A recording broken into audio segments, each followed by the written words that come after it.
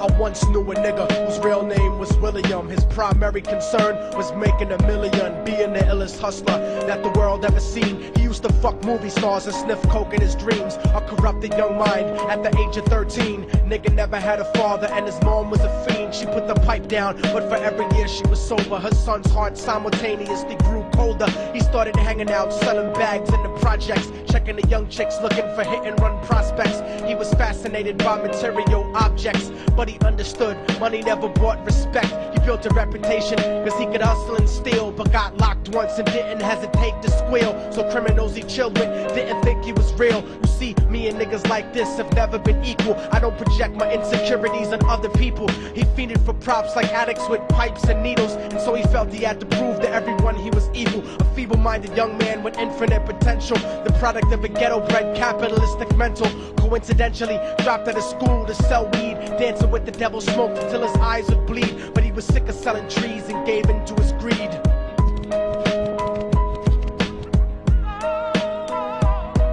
Everyone trying to be trife never faced the consequences. You probably only did a month for minor offenses. Ask a nigga doing life if he had another chance. But then again, there's always the wicked that knew in advance. Dance forever with the devil on a cold cell block. But that's what happens when you rape, murder, and sell rock. Devils used to be gods, angels that fell from the top. There's no diversity because we're burning in the melting pot.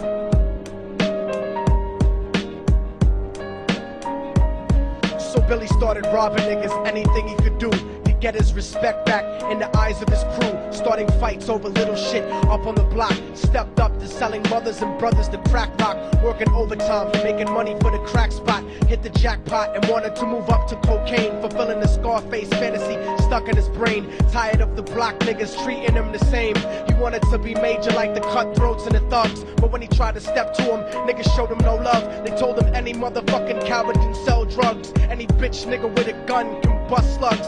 Any nigga with a red shirt can front like a blood. Even Puffy smoked the motherfucker up in the club. But only a real thug can stab someone till they die. Standing in front of them, staring straight into their eyes, Billy realized that these men were well guarded, and they wanted to test him before business started. Suggested raping a bitch to prove he was cold-hearted. So now he had a choice between going back to his life or making money with made men. Up in the sight, his dreams about cars and ice made him agree a hardcore nigga is all he ever wanted to be. And so he met them Friday night at 2:45.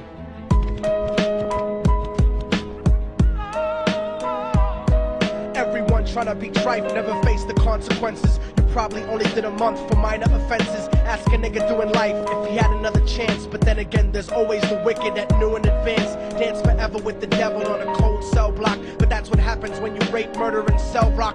Devils used to be gods, angels that fell from the top. There's no diversity because we're burning in the melting pot.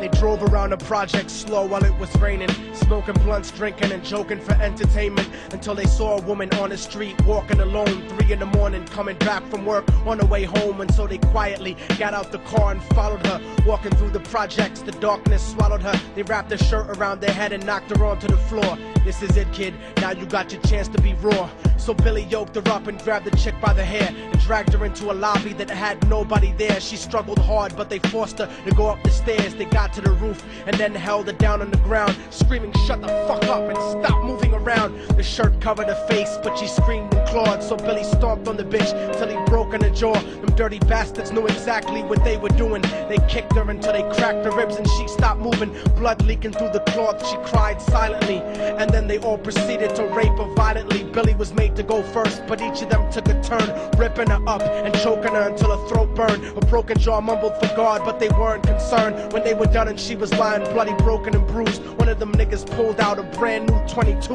They told him that she was a witness for what she'd gone through, and if he killed her, he was guaranteed a spot in the crew. He thought about it for a minute, she was practically dead, and so he leaned over and put the gun right to her head.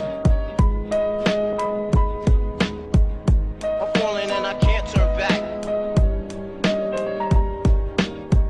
I'm falling and I can't turn back. Right right before he pulled the trigger and ended her life. He thought about the cocaine with the platinum and ice, and he felt strong standing along with his new brothers, cocked the gat to her head and pulled back the shirt cover. But what he saw made him start to cringe and stutter, cause he was staring into the eyes of his own mother. She looked back at him and cried cause he had forsaken her. She cried more painfully, and when they were raping her, his whole world stopped. He couldn't even contemplate. His corruption had successfully changed his fate, and he remembered how his mom used to come home late, working hard for nothing, cause now what was he worth? He turned away from the woman that had once given him birth, and crying out to the sky cause he was lonely and scared. But only the devil responded cause God wasn't there, and right then he knew what it was to be empty and cold. And so he jumped off the roof and died with no soul. They say death takes you to a better place, but I doubt it. After that they killed his mother and never spoke about it. And listen, cause the story that I'm telling is true, cause I was there with Billy Jacobs and I raped his mom too. And now the devil follows me